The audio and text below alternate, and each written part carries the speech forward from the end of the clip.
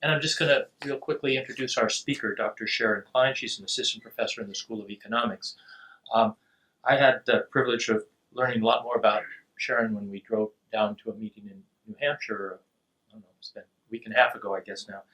And what really impressed me was the really unusual and very important mix of skills and experiences that she's gained to date that I think are really key to the important work that she's doing. So she got a bachelor's degree in environmental science from UMass Amherst, but then she did a lot of other things before launching into a really interesting PhD. She was an AmeriCorps volunteer in South Carolina. She then headed off to the other end of the continent, the state that I hail from, California, where in San Diego, I think she spent about 5 years, is that about right?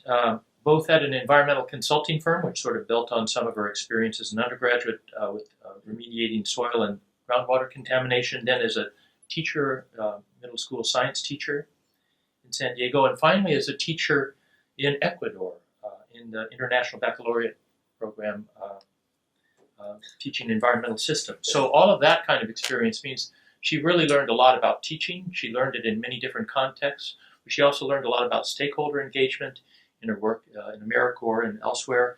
And so after, while she was down in Ecuador, she applied to graduate programs and ended up pursuing her PhD at Carnegie Mellon University in engineering and public policy, a really amazing place where a lot of wonderful people have emerged, not the least Baruch Fischoff, who was one of our Mitchell lecturers several years ago in decision science.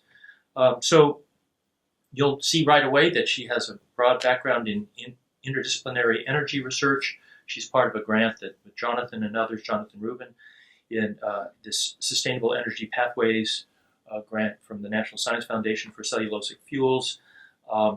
She does work that you'll hear about today in renewable energy and energy efficiency, especially ones that kind of engage with communities at a kind of a local scale, which I think is a key to getting this right, and it's one of the things we aspire to do well at the Mitchell Center.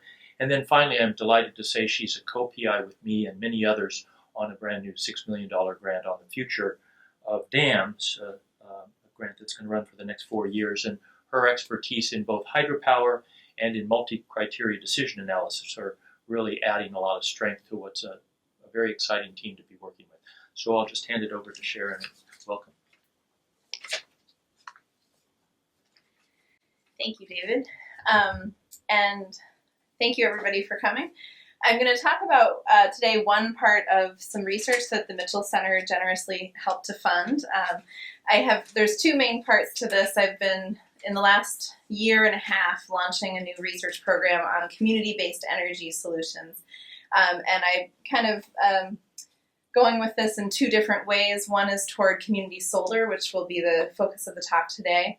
And then another kind of direction of my research is community-based energy efficiency projects. And that's something hopefully some of you heard about a couple weeks ago when some service learning folks were talking about the different projects going on campus. But I'm happy to talk about that more if you want to ask me questions about that. But in the interest of time, I'll just focus on one thing.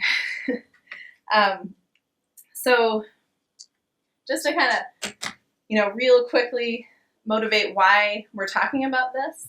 We have an energy system that is primarily fueled by fossil fuels, and this has all kinds of sustainability implications, not least of all which is climate change. Despite lots of efforts to get more renewables into the system, you can see that we're still heavily based on oil, natural gas, and coal. And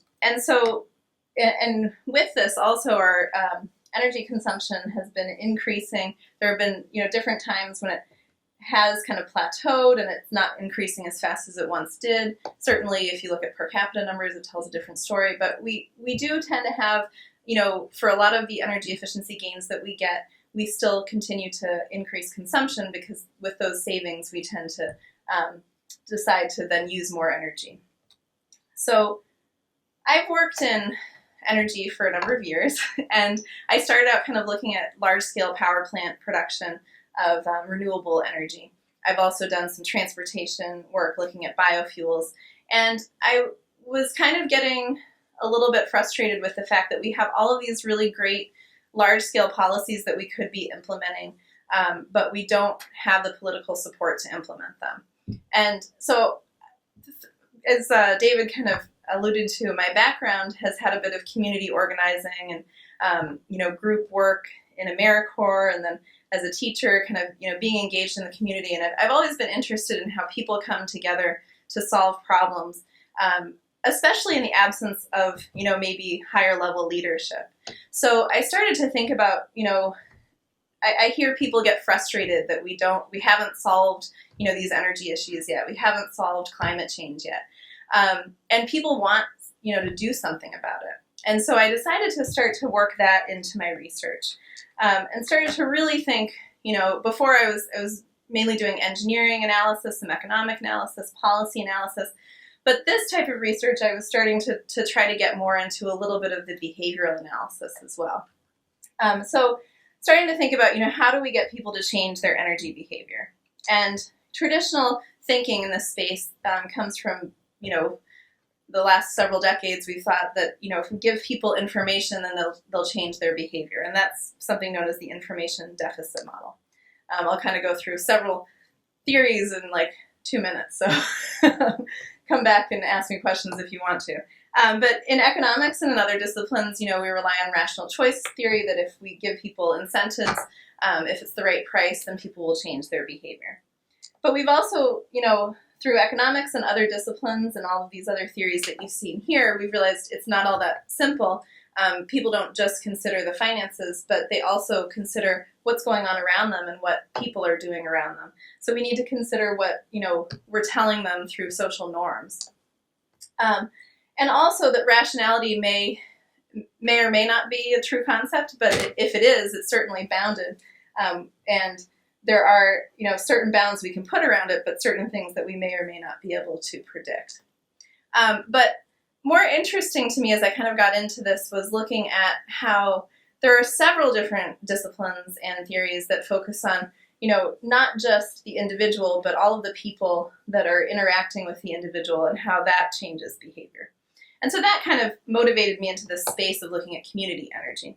That kind of thinking about those things, as well as seeing in the news everywhere these words, community energy, community solar, community-based renewable energy projects, power to the people. I mean, it was just starting to kind of pop up everywhere. And so I started to think, what is this all about? And what does this mean in the scheme of all the different energy solutions that we have? You can see here there's been several things in the news lately for Maine in particular about community energy.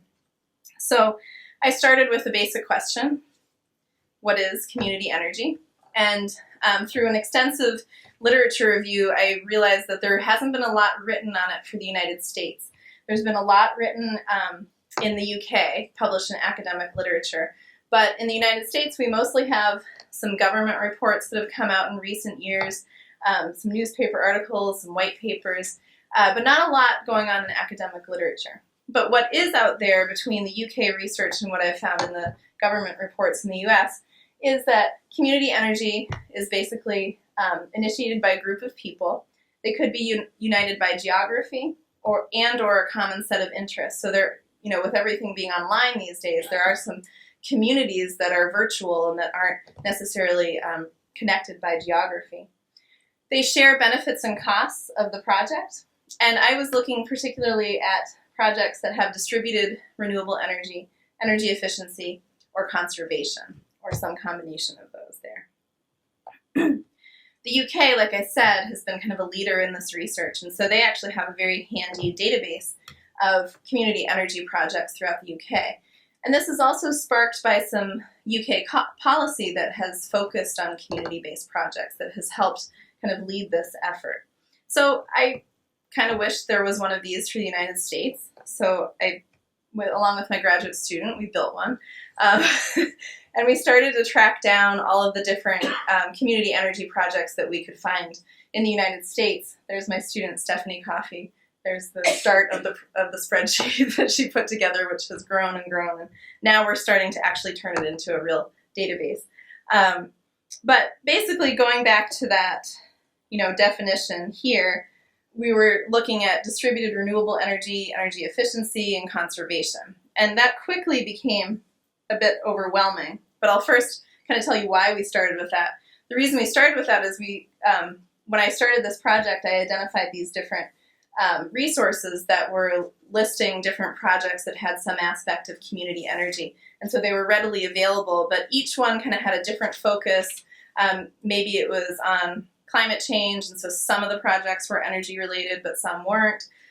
Some of them might have been for other environmental reasons, or there was just kind of a wide variety. And so we were putting together kind of a one-stop shop for everything that was energy-based and about community.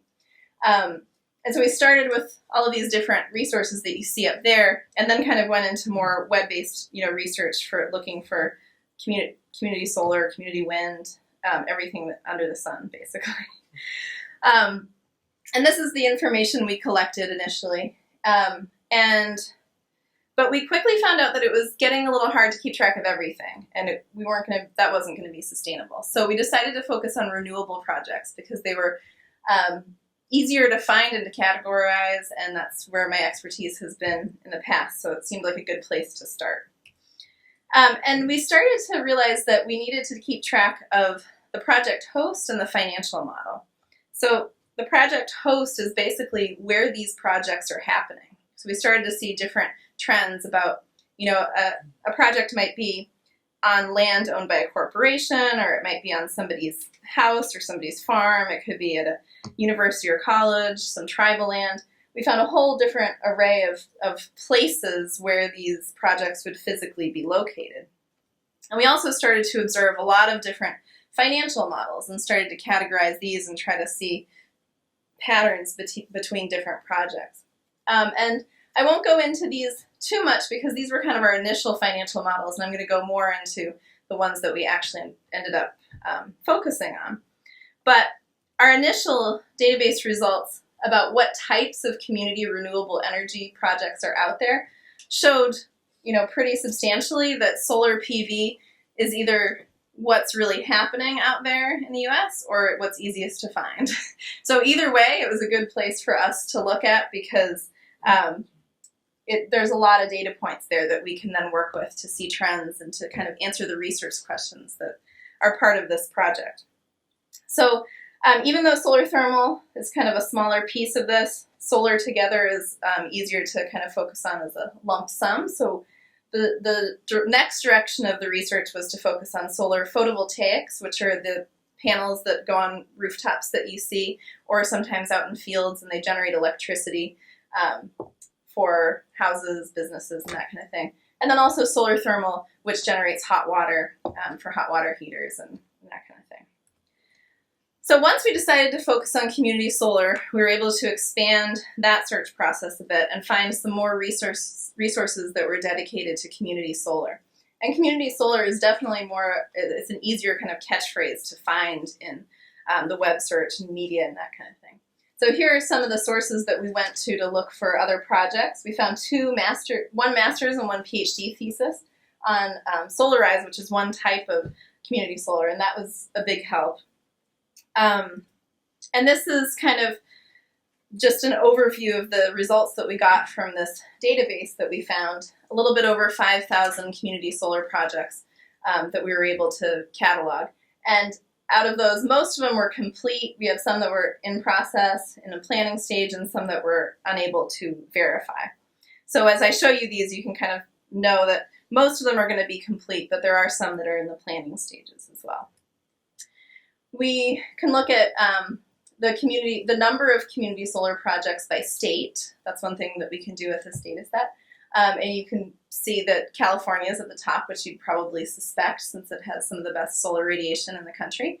But the next is not Arizona or Utah or something else out west, it's Massachusetts. Also, when we look per million people, so we go per capita, Massachusetts is up at the top. And you can see California isn't even up there. Vermont is actually at the top. So we were, finding some interesting results, and Maine is up there as well, which is interesting for a lot of reasons that I don't have time to go into right now. But we also were able to calculate some of the capacity that is out there. So basically, the capacity of a community solar project is the power production that is possible by any particular set of panels. And not every project listed their capacity. We weren't able to find data on all of the different projects that were out there. But of the ones that we could find, here's how the different states stacked up. But also here are the number of projects in different states that didn't specify how much capacity they had. So there's still a lot unknown to really be able to tell how much capacity is where. But what is reported, which is kind of a smaller fraction of what's actually out there, is more than a gigawatt of total installed capacity, which is 32% of U.S. residential and commercial PV capacity, which is not insignificant. So this is, kind of making a big splash out there, even though we don't have a lot of research that's been, kind of tracking this. We can also look at capacity per capita as well. And again, Massachusetts jumps to the top, and New Jersey is second. That's mainly because those are two of the states with the strongest solar policies in the country. I mean, that's what I hypothesize, but it's probably true. Okay, so we decided to kind of drill down even further. We had, these kind of preliminary ideas of project host, financial models. We just kind of wanted to start to categorize, like, how is this happening? What are the major ways in which community solar is happening? And so we kind of did a mix of host and financial model, and they kind of overlapped and sometimes didn't agree. But what we ended up coming up with were these 5 main categories that you can see in blue that we ended up focusing on going forward. And I'll tell you why as I go through each of them. But basically we have K through 12 schools, buying groups, municipal, nonprofit, and solar farm. So I'm just going to go through each of these so you know what it is and why we decided to focus on it. Solar farms and gardens also get this name shared solar. And this is one of the difficulties in finding data on all these different projects, is that a lot of similar projects have the same names, and a lot of similar projects have a lot of different names. A lot of different projects have the same names as well, and everybody kind of talks about themselves as community solar, even though they're doing completely different things. So under the term shared solar, solar farms, solar gardens, the key kind of uniting aspect is that you have multiple people who own or purchase electricity from a single array. So a single solar photovoltaic array, the kind that makes electricity. So this expands the solar market to individuals who want to invest in solar but are unable or unwilling to install solar panels on their home or place of business. And here's an example here in Vermont where 6 local residences and 3 businesses got together to purchase this 150 kilowatt array that you see there in Brattleboro. In order for shared solar to be able to happen, you have to have some form of group net metering. Whether it's aggregated net metering, virtual net metering, community net metering, there's all kinds of different names for what's essentially a system that allows people to share the electricity benefits that they get from sharing a single array, even if that array is far away from their house. So in Maine, for example, we have a virtual net metering policy where if you're all under the same utility, then you can go in and purchase an array together. We have a kind of somewhat arbitrary limit of 9 people that can be part of that one single array, and other states have different limits and different conditions. But basically, then as long as we're all connected by Amera, let's say, then Amera will give us credit for the kilowatt hours that our shared array produces, basically based on the proportion that we purchased into the array. So for example, if it's 100, let's call it 90. If it's a 90 kilowatt array, we have 9 people sharing it, that's 10 kilowatts each. And so you'd get energy savings for the amount of energy that array, that 10 kilowatts produces over the course of a year. And all that's really required in that case is that you're united by the same utility. So somebody who's, served by Amera couldn't do that with somebody served by CMP, for example. And different states, again, have different policies that way. But that's a requirement for this type of shared solar to happen. And the National Renewable Energy Laboratory has recently been starting to kind of track these shared solar projects and showed since 2006, these have been increasing almost exponentially. 1 in 2006 that they found, 41 in 2014.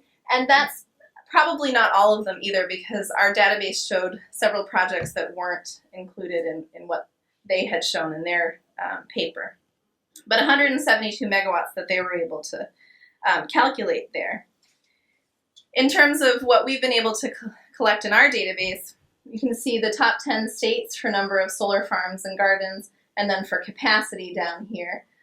Colorado is leading the way in solar farms. They actually have a really interesting approach to it. They have a lot of cooperative utilities where people who are being served by the utility actually own the utility. And that has allowed them to create kind of a movement to get people who are involved in cooperative utilities to start up these solar farms with their member owners, basically. And they haven't limited it to California. There's actually a lot of the Massachusetts solar farms that you see there are from that Colorado initiative kind of expanding out to Massachusetts. So the National Renewable Energy Laboratory projects, basically because shared solar can allow somebody who doesn't have the best roof space or who doesn't want to put solar on their house, can enable them to invest in solar. They project that shared solar could meet up to 50% of the PV installed capacity by 2020. And that's based on a bunch of assumptions they make. But the point is that it's not insignificant. It is something that's happening rapidly. It's growing rapidly in the United States, and it is possible that it could make kind of a bigger splash in the solar installations. And National Renewable Energy Laboratory projects that 49% of households currently can't do rooftop photovoltaic. So shared solar is a way to get them kind of into that market. The second major type of community solar that I'm focusing on in my research is called buying groups. And so in this case, it's not multiple people coming together for one installation. It's multiple people coming together for multiple installations. And there's a couple of different types. You could be trying to get a lower price on installing solar, or you could be trying to get a lower price on purchasing electricity from solar. And those are kind of two different things, but what we see most is the installation piece. And this is a program that's commonly known as Solarize. So this is another one of our major types that we're focusing on in this research. And some of the key characteristics of the installation purchase groups are that they have a limited time frame. So people have to sign up within a month or two. They approve an installer by some method, so people feel confident that they have a good installer a lot of the times. And they offer a tiered pricing structure. So the installer will offer a discount for the number of people that sign up. So more people means more discount for the consumers. And there's two main types of this. Solarize is kind of this traditional model that was born out of Oregon in 2006, I believe. And in this case, you have usually a community organizer, like a town planner or something, who gets people together, who selects an installer and then starts to recruit people to want to put solar installations on their own homes. And then once they get the commitment from everybody, they solidify the tiered pricing structure, and then the installations happen over a planned out time period. Solar cooperatives are a different kind of situation where the Solarize is kind of more top down. It comes from a town planner or something like that. The solar cooperatives are more grassroots organized, where we have, let's say, everybody in this group wanted solar on their house, and they wanted to get a better price for that. And we all kind of wanted to decide together who the installer would be. And maybe we had something other than just price that we were looking at. We wanted to look at their reputation and other things. We decide as a group who the installer should be, and then select. It's kind of just flips it up, kind of a more bottom-up approach. So from the database that we got together, the top 10 states by number of buying groups you can see there, and then also by buying group capacity. Again, remembering that not everybody reported capacity. But Massachusetts really has taken off with Solarize. They're the biggest leader in the country for Solarize now. Even though it started in Oregon, Massachusetts has really just kind of taken and run with it. And we have our first Solarize community in Maine this year. Does anybody know who it is? Yes, excellent. Okay, so the third major type of community solar is municipal solar. And I include this in here because municipalities are in some sense, the center of a community. They, are the local government. So a lot of municipalities will put solar on landfills. That's a big trend. Community centers, town halls, libraries, and let me see here. Yeah, I'm not going to go into too much detail because I want to keep an eye on time. But we have quite a few municipal projects out there. Massachusetts, again, leads the way in these, but also there are several in Maine. I don't know if anybody has heard recently of one that made the news over the summer or last spring. Bar Harbor was putting in, or has been thinking about, a municipal solar project. Also, Bangor has been, kind of toying around with a municipal solar project. They're not far enough along for us to include them in the database, but they've been talking about it. So there's a lot going on in the municipal space. Municipal could mean K through 12 schools, but we give them their own category basically because of this report that the Solar Foundation put out in, I think it was 2014, I can't remember. But they actually cataloged all of the solar K through 12 schools in the country. So it's our biggest, one source set of data. And this is about 3,500 projects that are out there that are K through 12 schools. And so K through 12 schools are also in some ways a center of a community, so we include that in here because there's the opportunity for, education, parent involvement, teacher involvement, and then the children as well. That's where the solar schools stack up by number of schools that have solar, and then the capacity. California is there at the top, which you would probably expect. And then our fourth type is religious institutions and other nonprofits. That we tried to kind of catalog, nonprofits that had some sort of community serving function. So that's why religious institutions kind of got in here a lot, because there's a lot of them out there that are putting solar on, a lot of churches and temples. But there are other types of nonprofits out there also that are kind of central to the community and putting solar there. And so part of this is, understanding the learning effects that can happen between these community serving entities and the larger community as well. So that's why we include these groups. But here's how they stack up for number of projects and for capacity, with Massachusetts being the leader.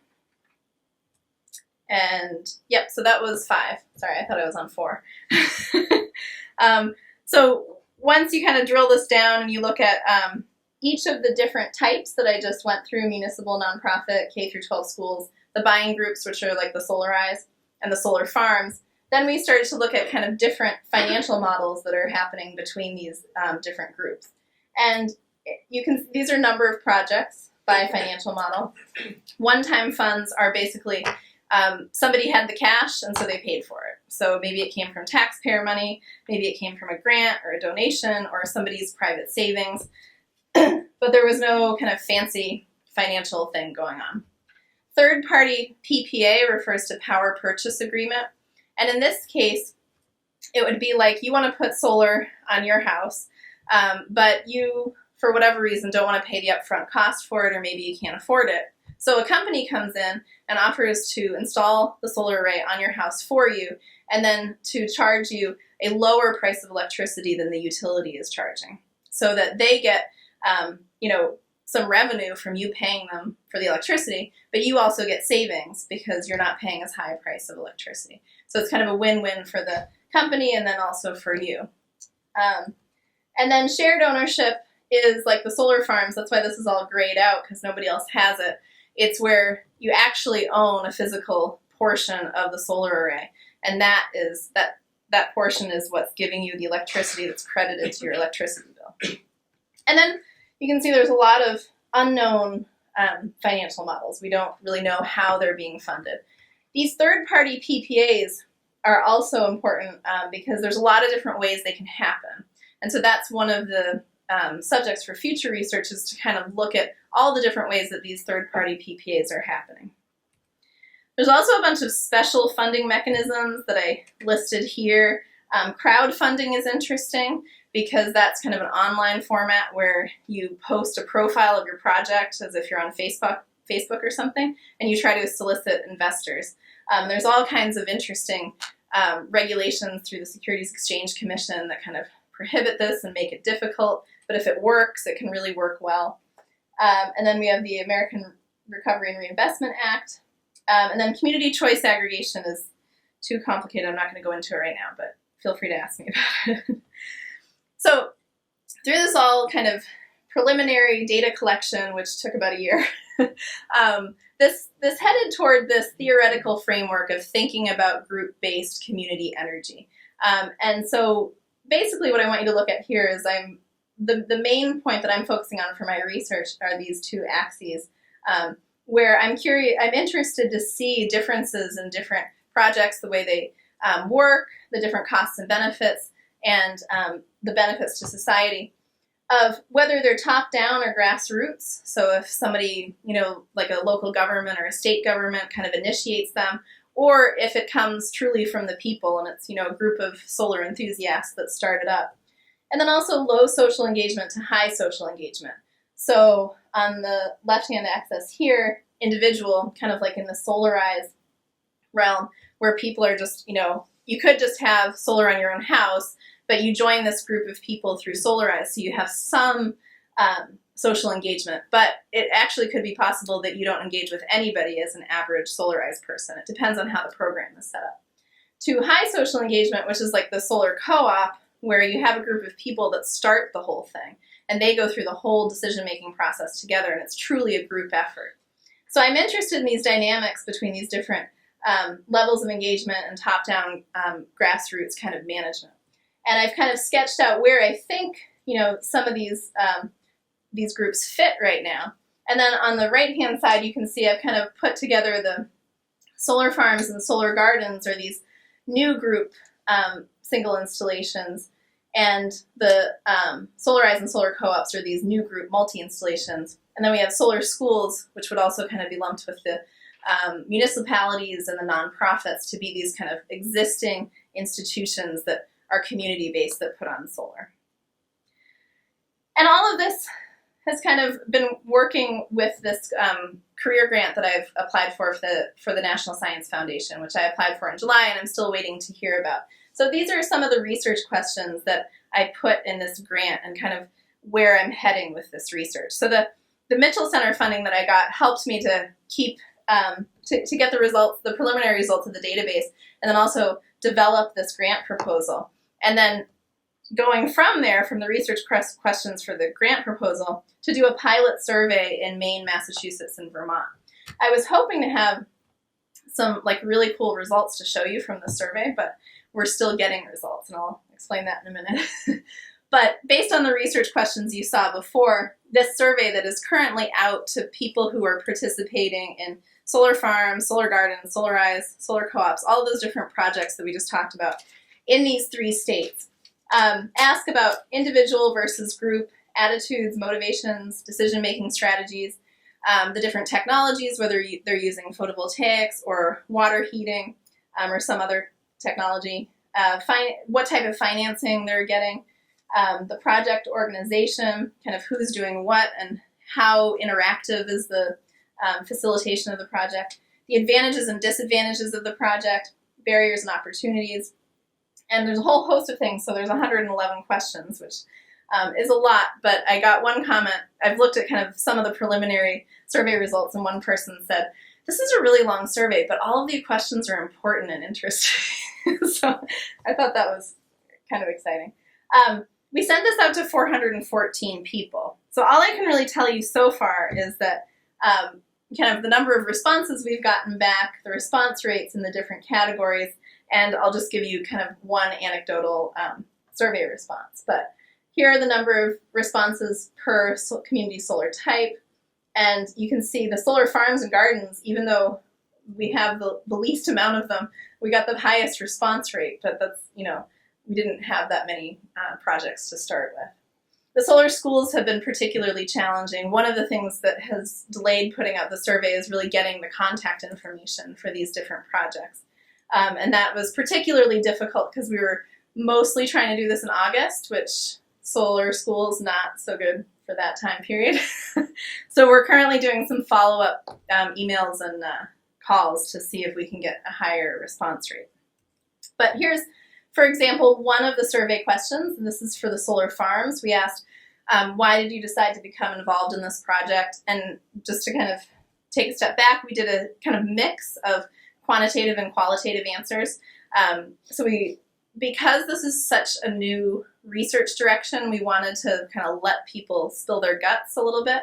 But then we also wanted to have questions that, we could compare quantitatively their different responses on a Likert scale from, disagree to strongly agree, strongly disagree to strongly agree. But here are some of the, responses that we got for solar farms. Becoming apparent that we couldn't rely on the government to advance clean energy given the political climate, which I just love that one because that was, one of the main reasons why I got involved in this. So I felt like it was a kindred spirit. I also like the one that was something about wanting to be truly green, or I don't know if it came up in that one, but it might have been a different question that I looked at. But so we're just in the beginning stages of kind of trying to compile all of these different survey results that we have gotten while still trying to get more so that we can beef up our response rate. But as we go forward, hopefully we'll get some more results. We're going to compile and analyze these based on those research questions that you saw and some that I didn't put because it would have been too long of a list. And one of the purposes for this, related to that grant that I applied for, is to turn this into a national survey, and so then to be able to compare more than just these 3 states, but also across the nation. And I'm hoping to publish the Community Solar Database. I'm going to give you a couple examples about that in a second. And we're currently working on calculating project-level net present value and payback periods so we can look at kind of the net financial costs and benefits of these different projects, and if there are some trends where certain approaches are have a better net present value and payback period. And we're also looking at the policies in these different states and how they relate to community solar in particular. There are many white papers and academic papers out there on renewable energy policy, but there aren't many that really look at which ones are incentivizing or disincentivizing community-based energy projects. And so that's another thing that we're looking at. But back to the UK energy database, I put US energy database because I'm working with this group to try to integrate the research that we've done in cataloging the US community energy projects. So hopefully this will be live in an international database, but that's got its own issues associated with it. So at the same time, one of the things that the Mitchell Center helped to fund for me was one of the students in the computer science, the School of Computing and Information Science at UMaine, put together kind of a preliminary database from the Excel spreadsheet that we've been working with that will be searchable and easier for people to kind of figure out what's going on. And so I'm going to be working this spring to kind of put that into a format that hopefully we can have available to people online. So there's a lot more I could say, but I should open it up for questions. I just wanted to acknowledge the Mitchell Center and the USDA and School of Economics for their financial support. And these are people who've been at various times members of my research team. There are others that I could talk about as well, but they've kind of helped advise me on different parts of this or have actually done some research for me. So. Questions?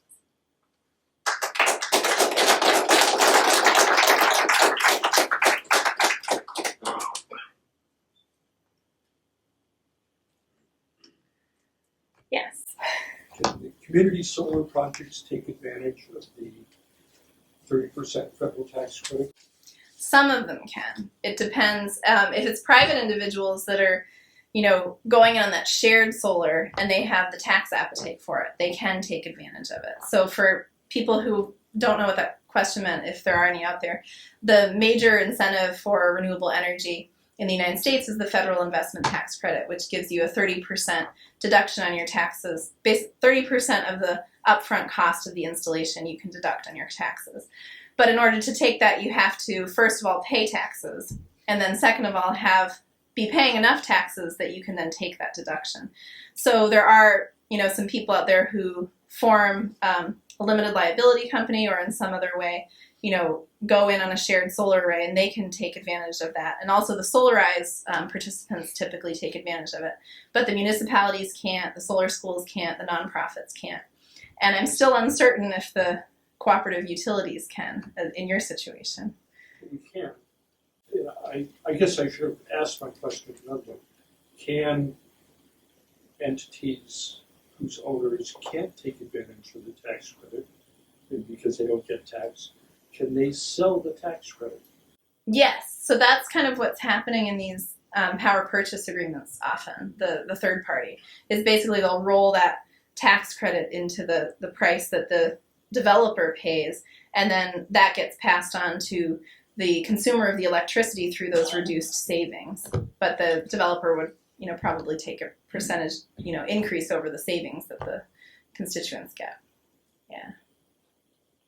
And that happens a lot. A lot of these early community energy projects have been on churches and things, where they can't take the tax credit because they're nonprofits.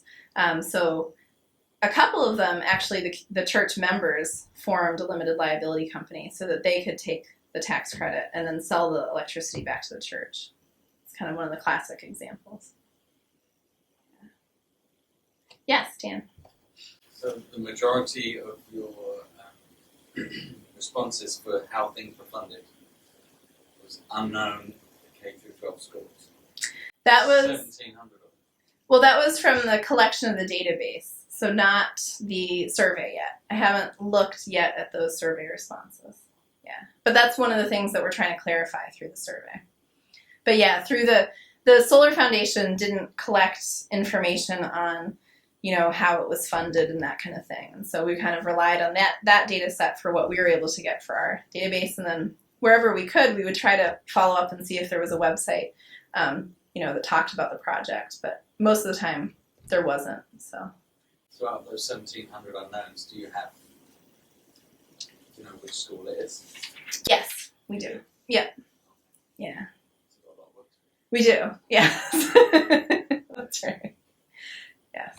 Yes. I have individual solar panels on my home, and they almost meet our energy needs for electricity. Do these community systems come close to meeting almost all their electrical needs? Yeah. So that's a loaded question in a number of ways, but it kind of depends on the policy of the state and the motivation of the person who puts the panels on. Somebody might be, really wanting to maximize their solar energy, so they would size their array as big as they could to get as much electricity as they can, and maybe they don't care about the cost-benefit analysis. But in terms of thinking about the cost-benefit analysis, if you have a policy like in Maine where your credits kind of go over a year time period, you don't want to make your array so big that you're producing more electricity than you're consuming over the course of a year, because you won't get any credit for it. And so the shared solar programs can do the same that the individual can. It kind of just depends on the motivation of the people, that are going into it, whether they want that array bigger or they want to kind of maximize their energy savings in terms of money, if that kind of makes sense. Yes.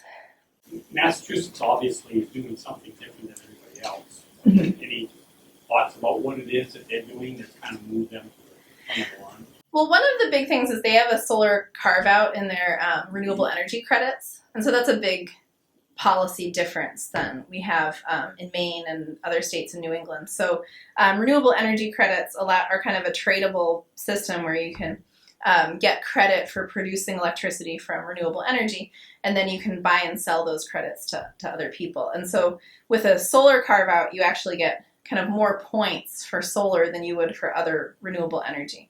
And beyond that, they also give kind of more points for community-based than individual as well. So they're really directly incentivizing community-based. Also, we have this limit in Maine. We're actually kind of one of the leaders in the country because we have a community solar policy, but we have this limit of 9 people who can share an array. And so far I haven't been able to find a reasonable explanation as to why we have that.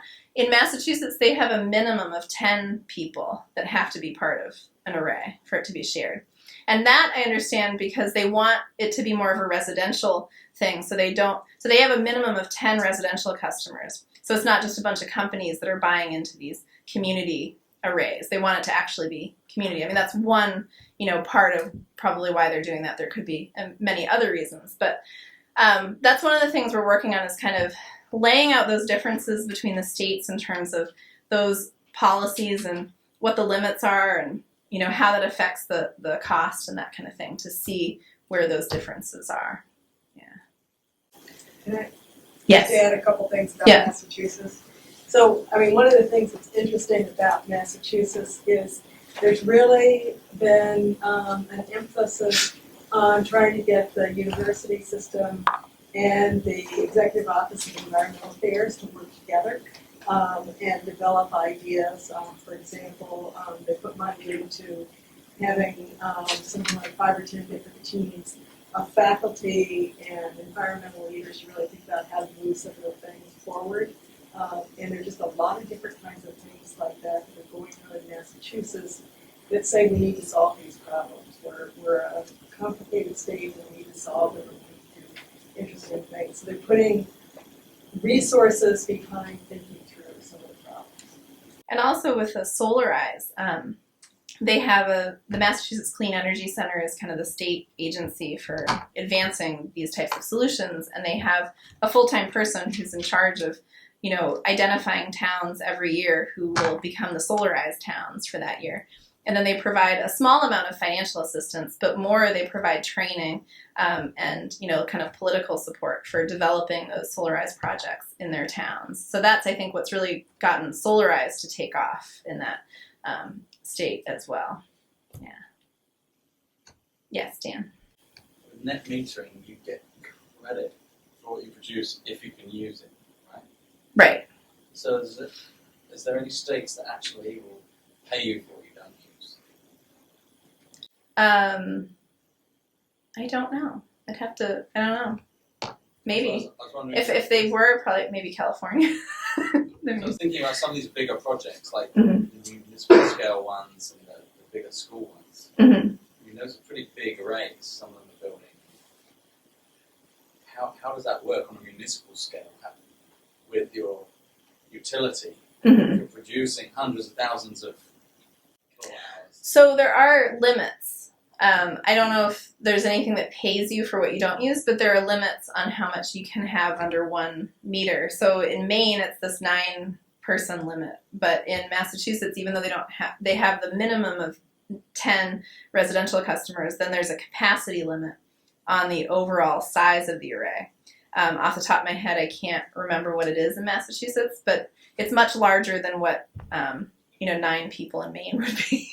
And then Vermont, I'm thinking of Maine, Massachusetts, and Vermont because those are the kind of the case studies that we've been focusing on, but they have kind of a different capacity limit. And it depends, one of them I think depends on the percentage of the electricity produced by the utility, and one of them on something else. So we're kind of trying to put that all together to compare them side by side. Yeah. Yes, Sharon. Yeah, I know that in 2014, Central Maine Power had a bill that would charge, or went to the PUC to get a rule that would charge people who had solar extra money on the theory that they were imposing bigger costs on people who didn't have solar. Mm-hmm. And I was wondering if you have been at all in the public policy dialogue about that whole argument.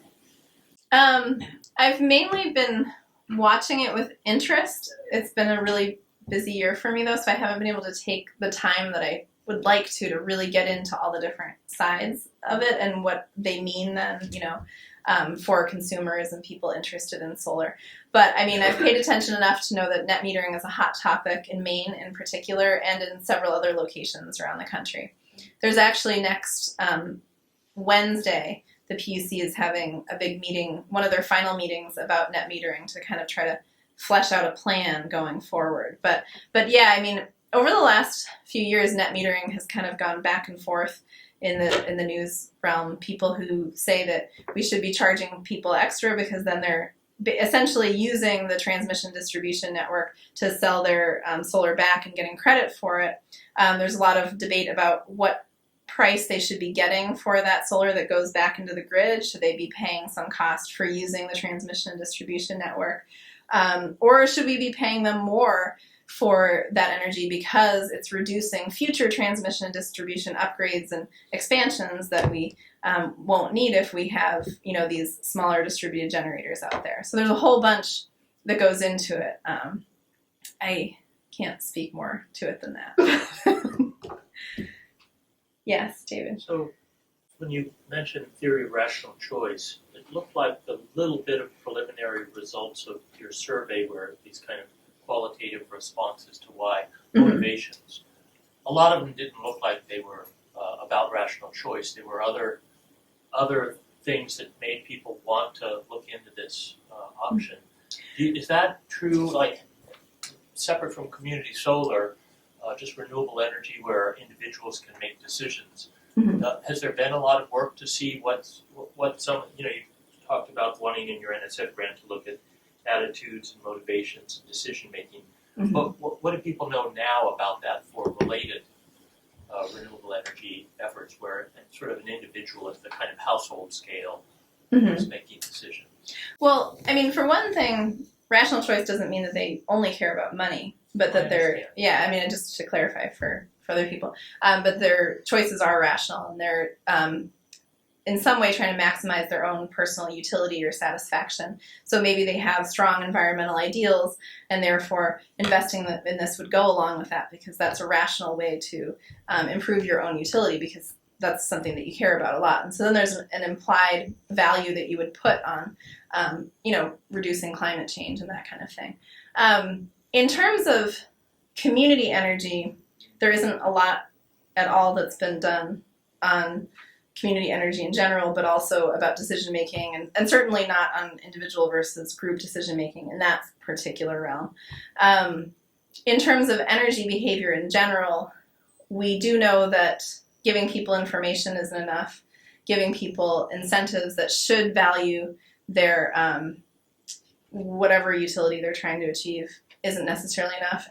But sometimes we also can't put in those incentives because they're political. We haven't tried putting in a carbon price, so we can't see if that would work or not because as a nation we haven't done that yet. So far I haven't found anything that directly, would be a good example that's similar to this group energy kind of approach because it has this socio-technical innovation part to it. It's not just the grassroots organizing, but you have to learn about the technology as well, and there's this education piece that's part of it. So I haven't yet found a good kind of proxy for that in the literature. Other questions? Yes. Any feel as to what the current cost is to produce it? I mean, is that motivating? It's pretty easy, rational once people will figure out if they're paying less for it. Yeah. So that's one thing we're trying to calculate right now is the cost per watt and then the net present value and payback period for these different projects and how that compares to individual solar. So are they getting a better financial deal by doing the community solar than doing individual solar? There's, as you heard, a lot of policy complications to look at what the end price ends up being. And so that's part of the reason for the survey is to first get information on what they actually paid so we don't have to worry about kind of modeling what the different prices, what the different policies were and stuff. But on the other side, we are also kind of modeling the policies to see what we would predict the price to be and then what they say in the survey that it was, and trying to compare that. But there's only one paper that I found so far that's compared community solar to individual solar to see if it's a better financial deal. And it was a white paper written in 2008. So it's a little out of date and it wasn't peer reviewed. So we're kind of trying to do something with that. Yes, John. So, just following up on that, I think that you might look to the energy efficiency literature to address some of these issues. I mean, there's evidence, right? We know that households don't make rational payback decisions, efficiency.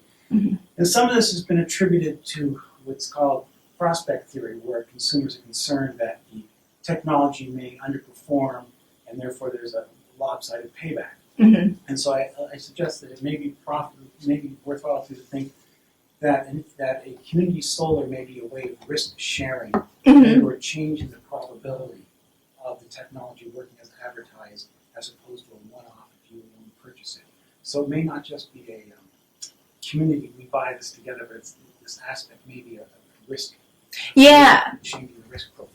Yeah, and that is actually one thing that we were looking at. I didn't think about that in the context of the question, but that's one way that's kind of motivated why it appears that people are doing this. Like you see, there's all kinds of work showing that you're more likely to have a solar installation on your house if your neighbor has a solar installation. And a lot of that is understanding the technology and reducing the risk, the perception of the risk. So yeah, I think that's a really good point, Jonathan. Thank you. Any more questions? Feel free to come up and ask Sharon anything you want at the end. Let's thank her for a great talk.